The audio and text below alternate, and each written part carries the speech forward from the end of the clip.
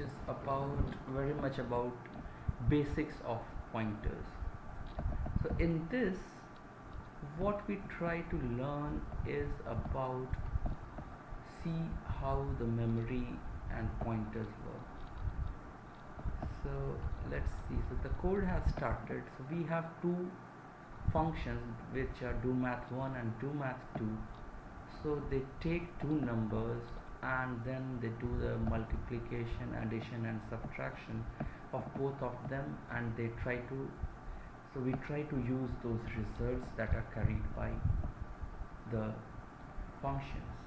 So but the thing is that when we just pass by value in this function do math 2, so it doesn't reflect here in the print or the output. But when we do it with do math 1, where we pass the references of sum, difference and product, so then these values get changed here and those are reflected at this point in the function.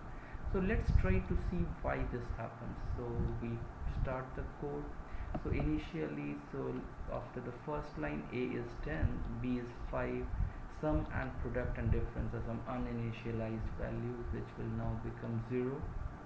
After the initialization, we go into step into the function do math 2. Now it has copies of n1 is copy of a, n2 is copy of b. We have s, d and p.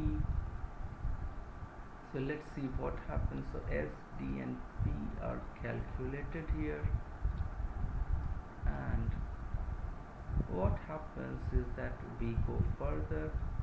We do print do math 1 sum, difference and product. We try to print and we see the output, but we see that even after the changes that were made in do math 2 for sum, difference and product, it's still printing 0, which is not good and not that we wanted. So we now go into the next function do math 1, and here s, d and p are now, they are pointers which have the memory location of sum, difference and product. So what we do is now we put a dereference, and in the value that is stored at memory location of s, we now put the sum of the two numbers n1 and n2.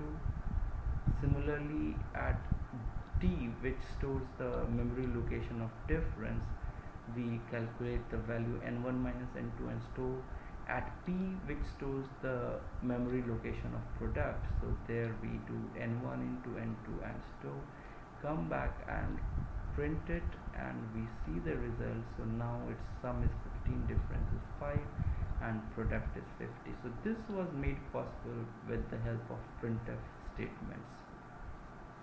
So that is the most important thing we learned. So one more good thing is that if you have to find change values of more than 1, or you want results which are more than 1, then you need to pass those values by reference, because you can only return just one value in C. So that's why it's important. And this ends the lecture on